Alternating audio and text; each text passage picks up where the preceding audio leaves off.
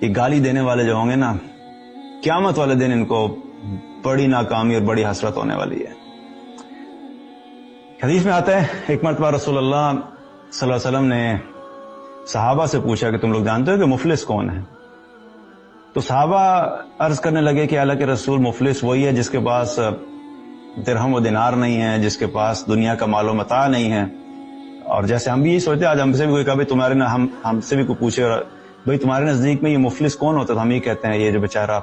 جس کے پاس گھر نہیں ہے، تو وقت کی روٹی نہیں ہوتی، کھانا پینا نہیں ہے، تو اسی کو مفلس سمجھتے ہیں۔ تو صحابہ نے کہا اللہ کے رسول یہی مفلس ہے جس کے پاس درہم و دینار نہیں ہے، جس کے پاس دنیا کا مال و متاع نہیں ہے۔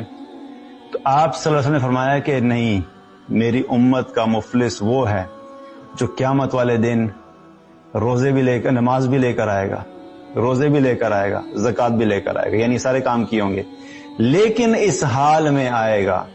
کہ اس نے کسی کو گالی دی ہوگی، اس نے کسی پہ بہتان لگایا ہوگا، اس نے کسی کا مال ہڑپ کیا ہوگا، اس نے کسی کا خون بہایا ہوگا، اور اس نے کسی کو ناحق مارا پیٹا ہوگا۔ اب جب وہ اس حال میں آئے گا تو آگے کیا بتایا کہ اللہ سبحانہ تعالیٰ پھر ان لوگوں کو بلائے گا اس دن جن کے ساتھ اس نے یہ زیادتیاں کی تھیں، اور پھر اللہ سبحانہ تعالیٰ کیا کہے گا کہ اس کی نیکیوں میں سے نکال کے ان سارے لوگوں کو دے دو جن کو دنیا میں اس نے اس طریقے سے ٹریٹ کیا تھا۔ اب آپ ذرا سینیریو سوچیں، میں آپ کو تھوڑا بتانا چاہوں ہو کیا رہا ہے۔ ایک طرف وہ شخص کھڑا ہوا ہے جس نے کسی کو گالی دی، کسی کو مارا پیٹا، کسی کے ساتھ زیادتی کی، کسی کا مال کھا کے بھاگ گیا، اور اپنی نمازیں پوری لے کر آیا ہے،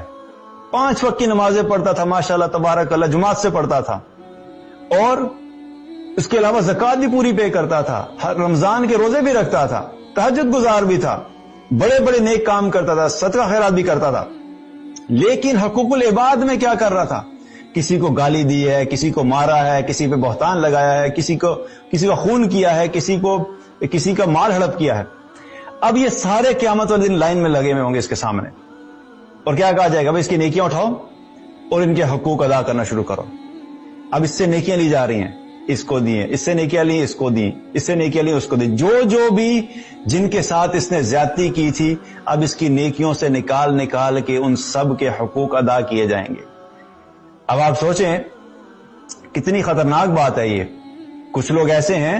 چلیں باہر تو جو بھی ہوتا ہے سارا اخلاق باہر تو چلا جاتا ہے، گھر کے اندر اتنی زیادتیاں چل رہی ہیں، واللہ میرے پاس جس قسم کے میسیج آتے ہیں ڈیفرنٹ سسٹرز کے، میں حیران ہوتا ہوں کہ ہمارے خامد ہمیں ارسات ابیوزیو لینگویج استعمال کرتا ہے، ہمیں مارتا پیٹتا ہے، کئی میسیج ایسے آتے ہیں۔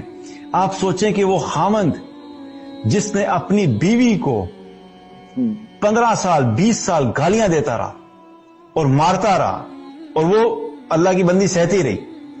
اب آپ سوچیں کہ باہر کے لوگ تو دور کی بات ہے، جب یہ عورت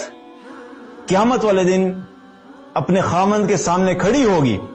اور یہ خامند صاحب مطمئن آئیں گے، جی میں نے بڑی نمازیں کی ہیں، جی میں نے تو بڑے حج کیے ہیں، میں نے بڑی زکاتیں پے کی ہیں، اپنی بیوی کے ساتھ زیادتیاں کرتا رہا۔ اب سوچیں کہ ہو سکتا ہے کہ اس کے پاس اگر 1 لاکھ نیکیاں تھیں،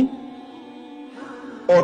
اس نے جو بیوی کے ساتھ جو زیادتی کی، جو گالیاں دی اور اس کو مارا پیٹا، اس کے حقوق بھی بنے 1 لاکھ۔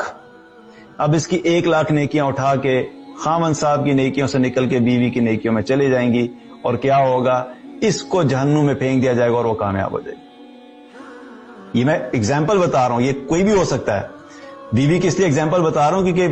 میرے سامنے بہت سارے میسج ہے، اس کا میں بتا رہا ہوں کہ یہ بہت بڑی زیادتی ہوتی ہے، جس کو ہم یوں سمجھتے ہیں بہت سارے لوگ کہ باہر کسی کو گالی دینا تو بڑا گناہ کا کام ہے، لیکن بیوی کو گالی دینا بڑے ثواب کا کام ہے۔ عجیب مائنڈ سیٹ ہے کہ بیوی کے ساتھ بد اخلاقی کرنا، بیوی کو مارنا پیٹنا، بیوی کے حقوق ادا نہ کرنا، نو پرابلم، لوگ یہ سمجھتے ہیں کوئی مسئلہ نہیں جی بیوی ہے۔ حالانکہ باہر کے لوگوں کے نسبت آپ کے جو دوست ہیں اور آفس اور سب ہے، ان سب سے زیادہ پہلے جو آپ کے حسن اخلاق کی حقدار ہے وہ انسان کی بیوی ہوتی ہے۔ آف کورس والدین تو ہیں، والدین کے علاوہ میں بتا رہا ہوں کیونکہ بیوی کے ساتھ جو زیادتی ہیں میں اس کی بات کر رہا ہوں۔ تو آپ سوچیں کہ کتنی خوف کی بات ہے کہ یہ وہ شخص ہے جو اپنی زندگی میں مطمئن آیا تھا کہ میں اتنی نیکیاں لے کے جا رہا ہوں، اور اپنی بد اخلاقی کی وجہ سے، گالیاں دینے کی وجہ سے، بہتان کی وجہ سے، کسی کو مارنے پیٹنے کی وجہ سے اس کی ساری نیکیاں چلی جائیں گی، اور پھر کیا ہوگا؟ اب اگر اس کی نیکیاں ختم ہو گئی ہیں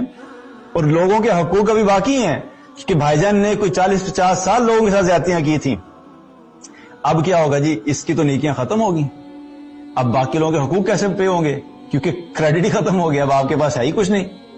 تو کیا کہا جائے گا؟ اب ان کے جو گناہ ہیں جس کے حق ادا کرنا ہے، ان کے گناہوں کو اٹھاؤ اور ان کے گناہوں کو اس کے اوپر ڈال دو، کیونکہ اللہ سبحانہ تعالیٰ انصاف کرنے والا ہے. واللہ اگر ہمیں اس دن کے انصاف کے بارے میں پتہ لگ جائے، ایک ذرہ برابر بھی اگر کسی نے زیادتی کی ہوگی اللہ تعالیٰ بھاگنے نہیں دے گا،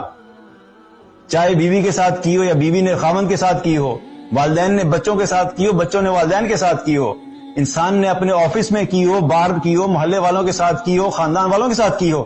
ایک ذرہ برابر بھی آپ نے کسی کی زیادتی کی اللہ بھاگنے نہیں دے گا اس دن. دنیا میں آپ جدھر مرضی بھاگ لیں، آپ دنیا کے قانون سے بھی بھاگ سکتے ہیں، پولیس سے بھی بھاگ سکتے ہیں، کورٹ سے بھی بھاگ سکتے ہیں، جج سے بھی بھاگ سکتے ہیں، لیکن قیامت والے دن اللہ سبحانہ تعالیٰ پکڑے گا اور ایک ایک زیادتی کا حساب دلائے گا. اب جب اس کے نامہ اعمال میں سے نیکیاں ختم ہو جائیں گی، ان کے گناہ لیے جائیں گے اور اللہ ان کے اوپر ڈالے گا، کیونکہ اللہ نے ان کو کمپنسیٹ کرنا ہے. اللہ بغیر انصاف کے وہ دن ختم نہیں کرے گا. اس دن کا نام ہی کیا ہے؟ انصاف کا دن ہے، حساب کا دن ہے. اللہ سبحانہ تعالیٰ پھر ان کے گناہوں میں سے نکالے گا تاکہ ان کا بوجھ ہلکا ہو اور اس شخص کے پلڑے میں ڈال دے گا جس نے زیادتی کی تھی، اور پھر کیا ہوگا کہ اس کو جہنم میں ڈال دیا جائے گا. گئی آپ کی ساری نمازیں، ساری زکوٰۃ، سارے روزے، بڑے بڑے ذکر جو کیے تھے، رات کو تہجد کے اندر کھڑے ہو کے نمازیں پڑھا کرتے تھے، لوگوں کے ساتھ زیادتیاں کرنے کی وجہ سے ساری عبادات ضائع ہوگی. اتنا خطرناک معاملہ ہے حقوق العباد کا. اس لیے لوگوں کے ساتھ معاملہ کرتے ہوئے ہمیں بہت احتیاط کرنی چاہیے، اپنی زبان کی حفاظت کرنی چاہیے. اس کو اگر صحیح بات نہیں کرا سکتے تو اس کو زپ لگوا لیں.